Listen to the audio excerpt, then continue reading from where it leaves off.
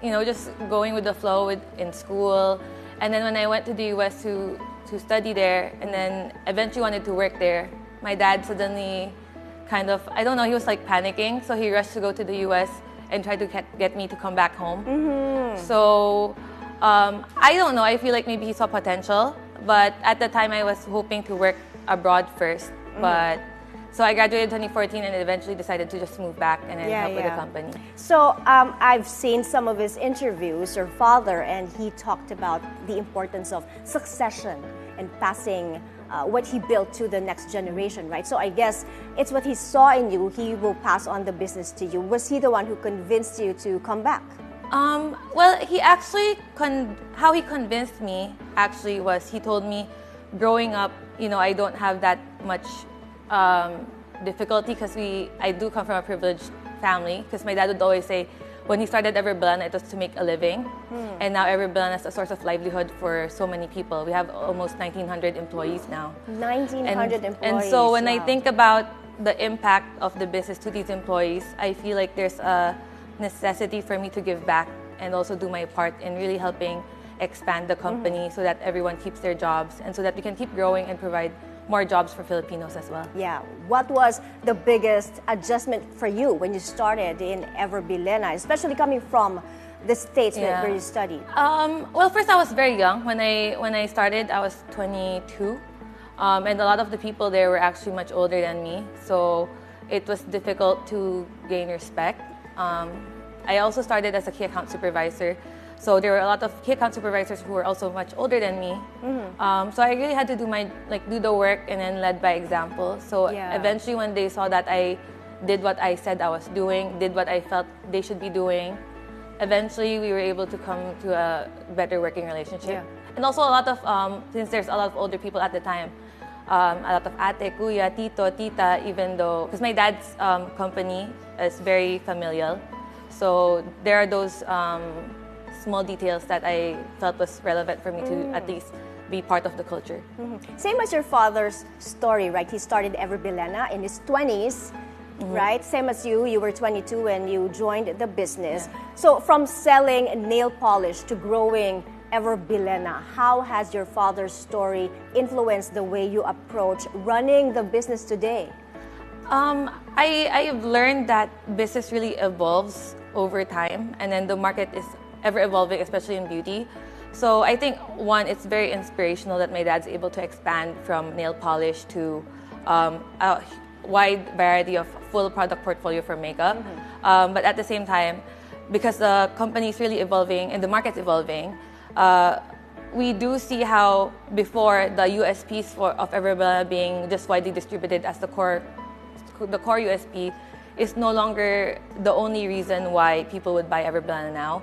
So how I interject like our innovative approach is really to create a story for Bilena, give a personality to it, really show how it's really inclusive and for every Filipina. Yeah, and you've held various roles through the years. How has this shaped your understanding of operations and team dynamics? I feel like I've actually dipped my fingers in everything, every aspect. I feel like I dove into it. I started in sales, handling a chain of convenience stores in 2014. And then later on, when they saw that, when I tend to ask a lot of questions. And so when I felt like I could learn more, I would ask more, and then they would eventually add more responsibility to me until I started handling drugstores. And as my responsibilities grew, and then doing field work, right, as a salesperson, I would see some innovations of other brands that we're not tapping into. And so I would give those comments, and then eventually I had an opinion already in the product development aspect. And then from there I would comment on the fixture designs, and then slowly all the merchandising, the visual displays, and even our marketing visuals, I started kind of having a say on. And then so as my responsibilities grew, and then my insights became more, I guess, appreciated and accepted. And then I guess that's when I was slowly rising the ranks. But from so many roles, what role was it, do you think, that molded you into the boss lady that you are today? I think it's really because I started in sales, so I'd say it's still having empathy with our employees and seeing how our beauty consultants really stand the whole day to really make it a pleasant experience, make it a pleasant shopping experience for our customers. But now I've been more involved with marketing because we do see a huge growth in our e-commerce platforms. And that has a lot to do with influencer marketing and also really working with my brand teams who are very innovative and also very, for me, very creative in our executions. Yeah, the beauty business is ever changing, ever evolving, right? But take us back to the beginning when you first started. Who was Denice back then? What was Denice like 10 years ago? Oh, I've never thought of that question.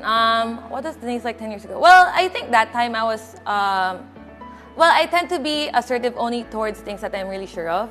So back then I was just really learning. So I was learning the ropes, finding out our processes, figuring out where we could be improving some of our processes or how we can be better versus our competitors.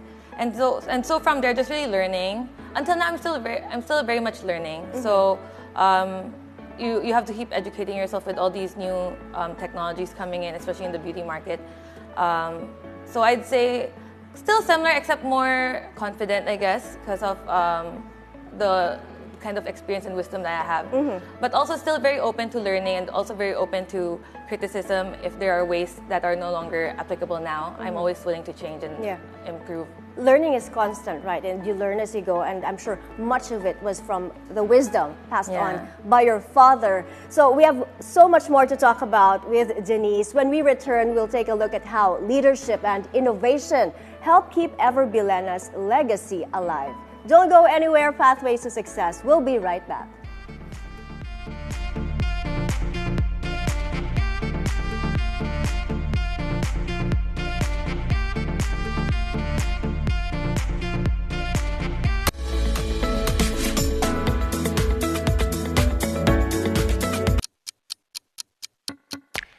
At BNC, 12 noon doesn't mean break. But breaking news, biggest stories, and latest updates. The headlines. Go has already left the country illegally. On the scene is Bea de la Cruz. Hanati joins us from the Batasang Pambansa. Mai Rodriguez sums up the newsfeed for you halfway through the day. Newsfeed at noon on BNC, the Bilionario News Channel. Rise and shine, ladies and gentlemen. I'm Paolo Del Rosario. Get ready because we prepared a lot of great content for you to make the day even better. And hello, I'm Moni Tuzon, bringing you a wave of positivity and a splash of happiness. I'm Ann Asis Carrillo. Let's dive into some serious fun, and more fun. Of course, we hope you found some inspiration. And good vibes. Every day is a beautiful day. On BNC, the Bilionario News Channel. This is the scorecard where you score the latest news and in-depth views. I'm Anton Rojas, and this is tonight's roundup. On the scorecard tonight, feel like you're somebody who has that desire. Tell us about your experience. Get ready for a thrilling clash, thrilling hostilities, and keep your eyes on the prize. Sports is our business, and business is our sport. This has been the scorecard. 10 p.m. on BNC, the Bilionario News Channel.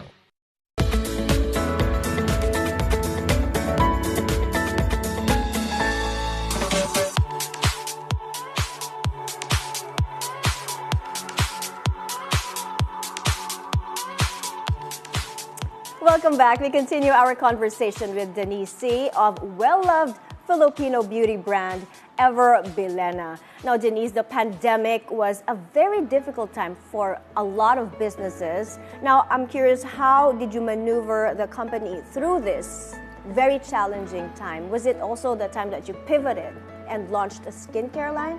We pivoted a lot during the pandemic.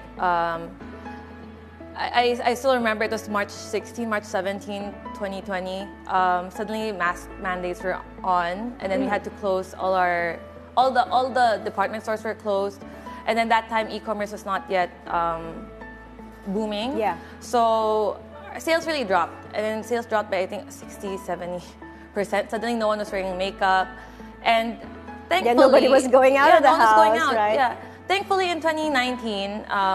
December 2019, I was actually asking my dad for his support to expand into other categories. Because that time, particularly for supermarkets, I saw that there was a growing Korean category.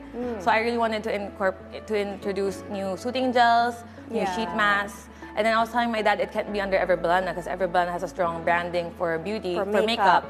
So I wanted a new brand that could incorporate really to communicate Korean beauty. So we had Ever Organics, which is a new brand we introduced by May 2020. It's a line of soothing gels, sheet masks. This year we're introducing new sunscreens and serums and facial wash. So that actually helped pivot us during the first couple of months of the pandemic.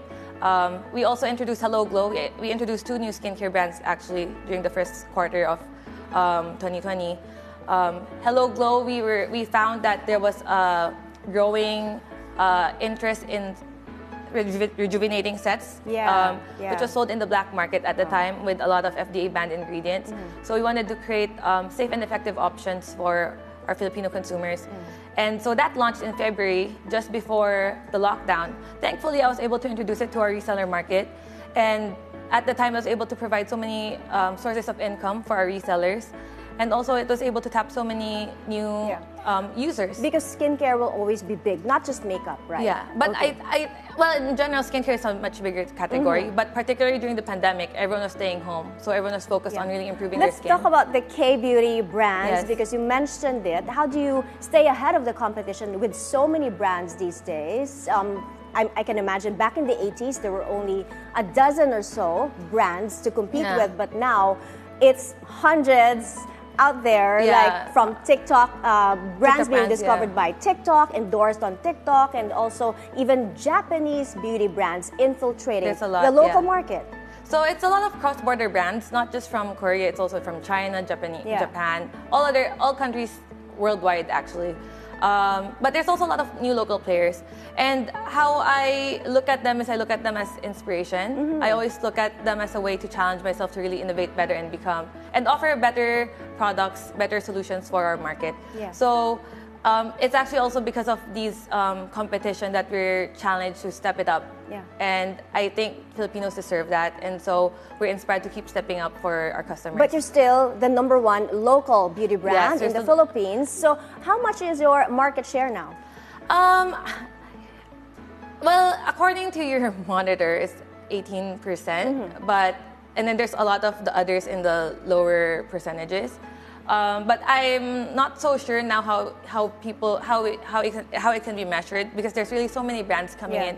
And even on TikTok, if you see the sales performance, 1 month this brand is trending, so it's ranking high. Then the next month it's gone. There's always something new that they discover, always something new. But your price point has remained the same. It is more accessible to the average consumer. How have you stayed true to your commitment to offer affordable but high quality products? Affordability is really important.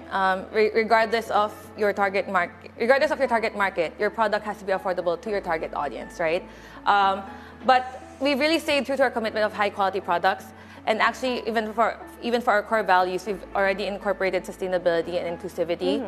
And so with sustainability, inclusivity, accessibility, affordability, and high quality as part of the core values for our product lines, we really make sure that consumers get what they need from the product. But what I noticed now is it's not just the functionality of the product that customers want. It's really the story and the feelings that it gives them, the sense of fulfillment and the kind of image that they want to associate with. And so that's where we're focused on now on marketing, really making sure our brands are appealing, attractive. And then that's what you can see when you look at our Instagram. All our visuals are very top-notch. And it's part of our general direction to really premiumize and innovate our products as well. I remember one thing that stuck with me from some of the interviews of your father. He always said that it's better to get 1 peso from 1 million people compared to 1 million from one person.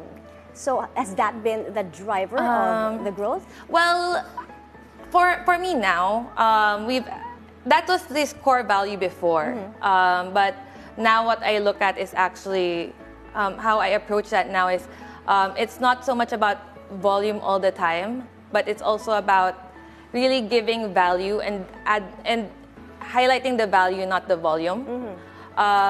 Because now people don't just shop makeup for the sake of.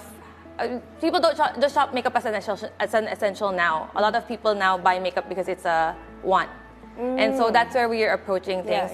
And also... And you started a premium line as well, Yeah, right? a premium line. And also there's a lot of options now for cheaper makeup. So that's why we want to make sure our brands are associated to more premium markets. Yeah. For your makeup line, what is still the bestseller?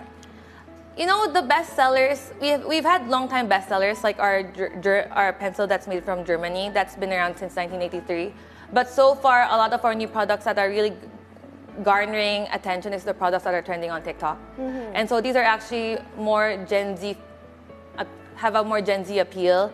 And that's where we're actually driving at. A lot of our innovations now are really more towards making sure it's relevant and young, long-term.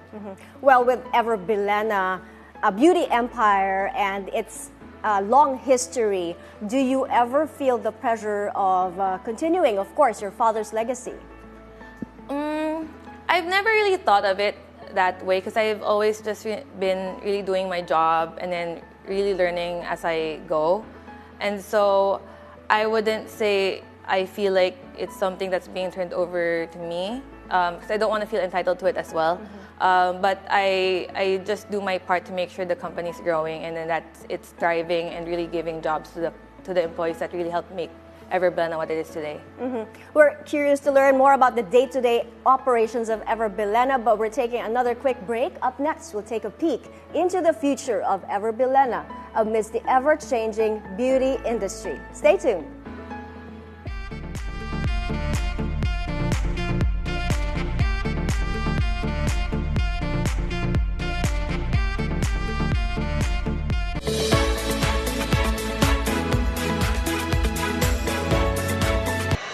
The trailblazers, the disruptors, the titans of the industry. We should safeguard our tradition. We've got 53 sites in the Philippines, and each of those sites have been goaled to adopt a community. Know what drives them as we dig deeper into their stories. We're also bringing and helping medical tourism. The government has to support these local farmers. Industry Beacon on BNC, the Bilionario News Channel. Surviving the day starts with knowing the weather. So we're giving you everything you need to know to stay safe, rain or shine. Tropical Storm Enteng already out of the Philippine area of our responsibility. The death toll due to severe Tropical Storm Enteng and the enhanced southwest monsoon in Antipolo City has risen to 8. Weather HQ with Paolo Del Rosario, 9 a.m. on BNC, the Bilionario News Channel.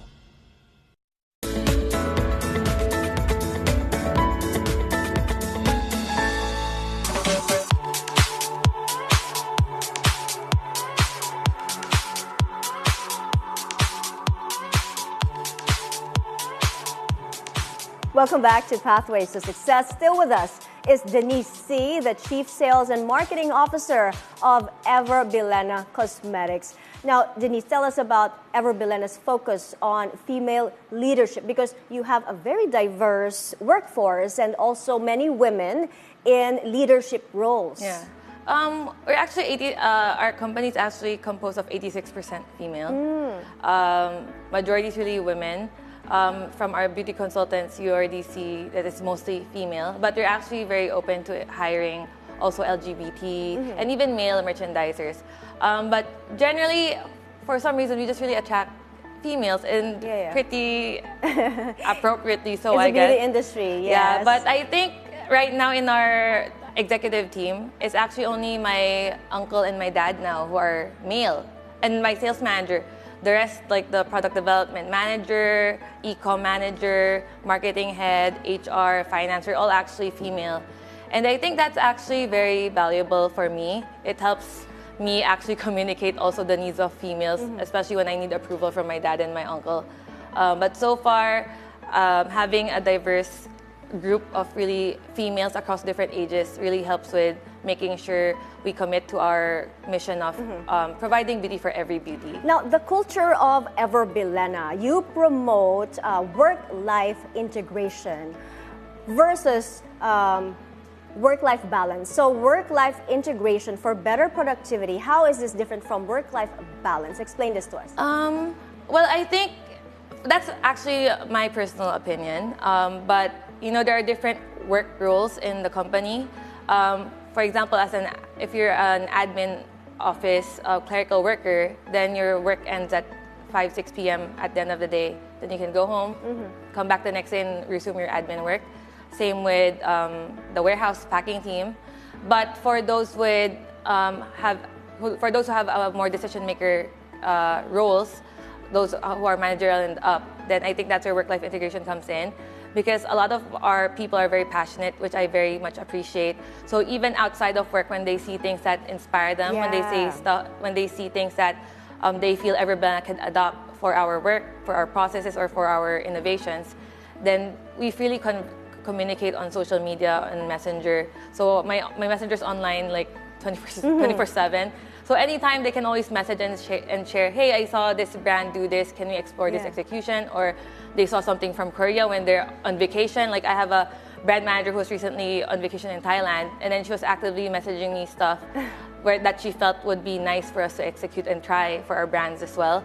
And so I think in that way, it's like work-life integration. Yeah, that's great. Then your team is more productive that way. Yeah. And then it's productive because you're actually loving your work and have passion for it. And so I think at the end of the day, it's really making sure our employees feel happy. Have they ever complained of burnout though? I'm sure everyone has complained of burnout. I have burnt out because it's, So, but how did you deal with that? Well, the market's so fast-paced, so sometimes you can get really pressured. But our advice is really just sometimes to take a step back. Sometimes we allow them to take a leave, like take a day off and then just like rejuvenate their mental health.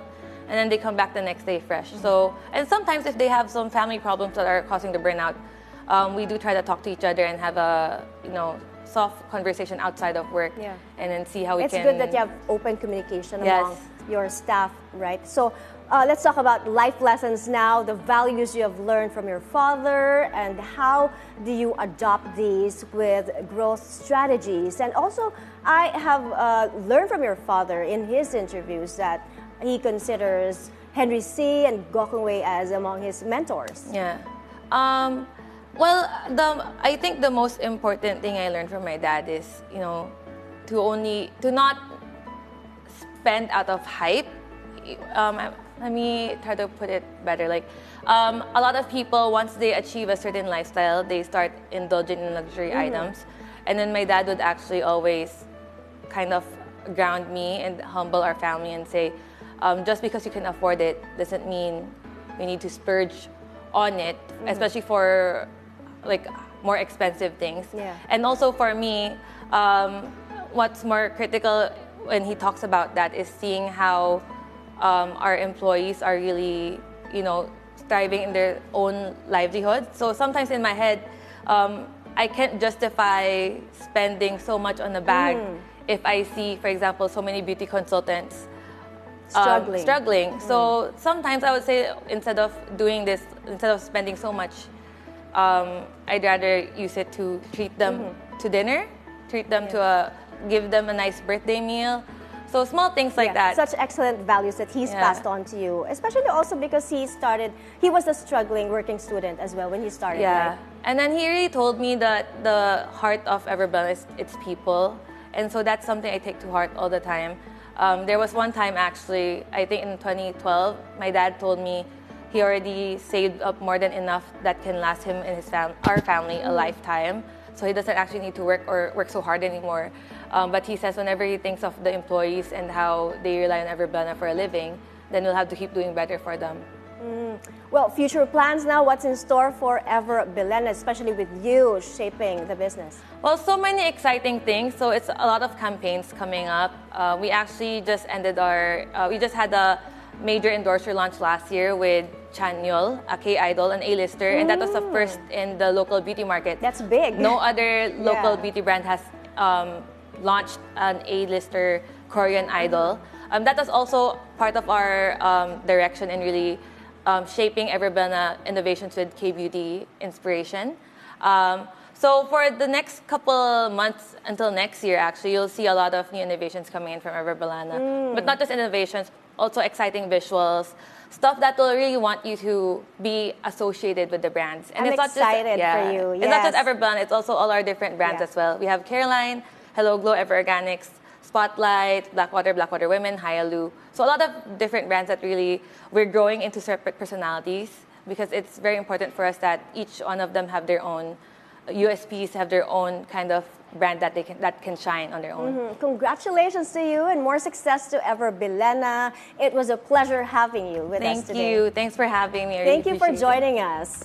Okay, that's today's episode. Thank you for watching Pathways to Success. Stay inspired and keep pushing forward. I'm Mai Rodriguez. See you again tomorrow, only here on BNC, the Bilionario News Channel.